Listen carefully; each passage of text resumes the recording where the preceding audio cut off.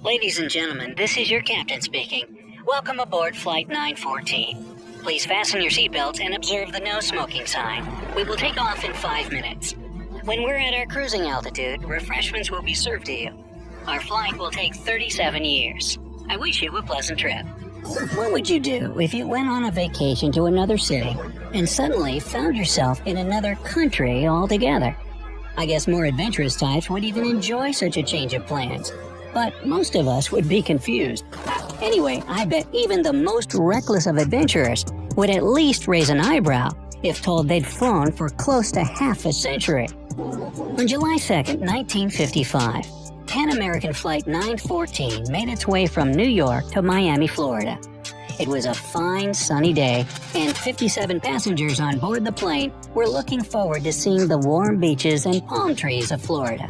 The plane took off without trouble, but 3 hours later, when it should have already landed at the destination airport, it was nowhere to be seen. Radars of the control tower in Miami didn't show any approaching aircraft, and no distress signals were received either. When air traffic control contacted the New York tower, they got a perplexing reply. Flight 914 just disappeared from the radars in midair.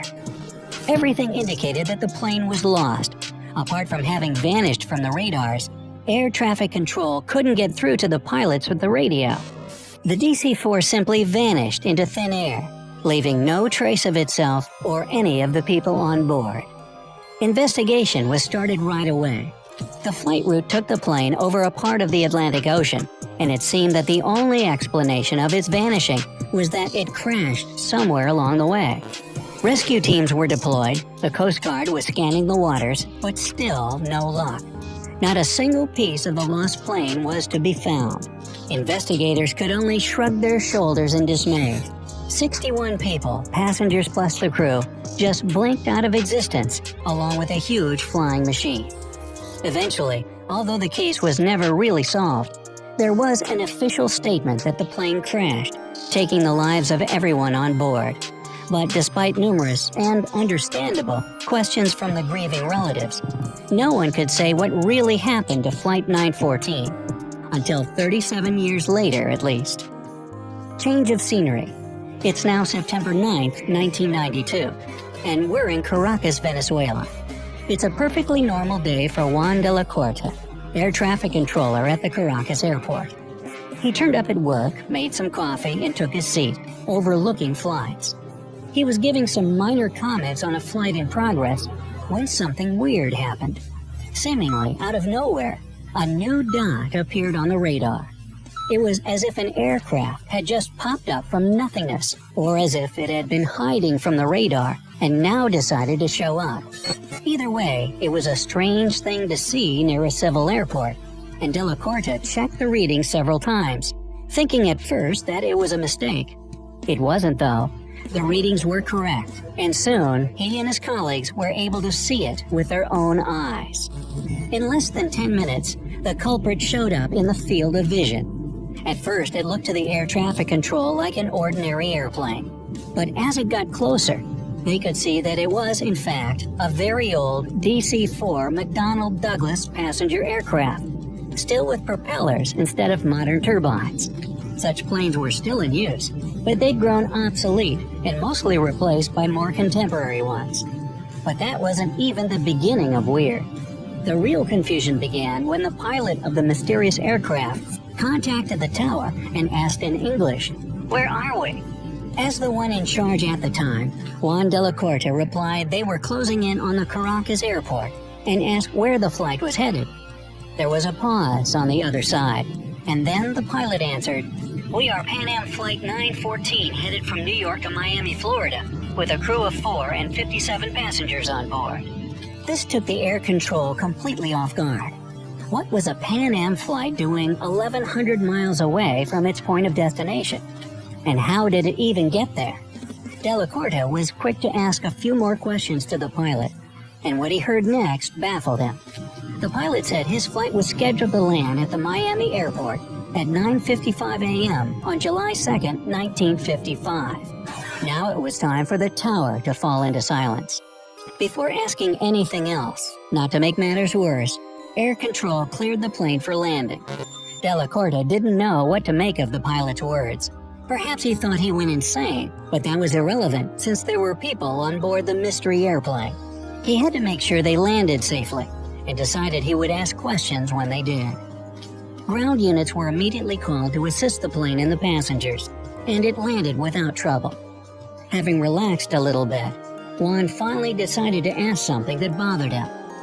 Did you know today is May 21st, 1992? Another pause that ensued told him it was a huge mistake to say that. As the ground crew approached the airplane, the pilot's bewildered voice on the radio said, "What are you talking about?" When Della Corta heard that, he knew he would have to order security guards to go to the plane and escort the passengers and the crew. However, as they were moving towards the aircraft, the pilot did something nobody expected. Juan heard the flight captain's panicking voice saying, "No, stay away! We're leaving now!"